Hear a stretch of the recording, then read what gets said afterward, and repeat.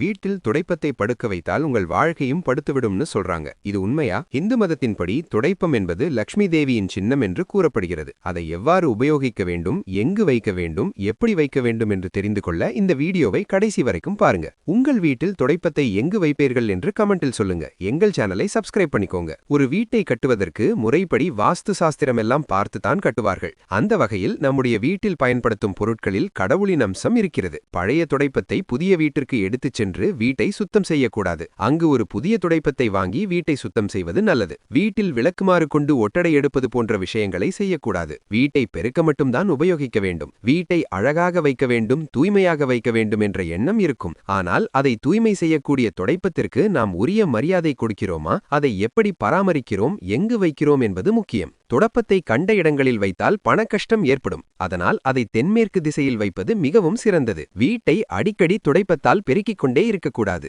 வெள்ளிக்கிழமையில் துடைப்பம் வாங்கக்கூடாது. சனிக்கிழமை வாங்கினால் சிறந்தது.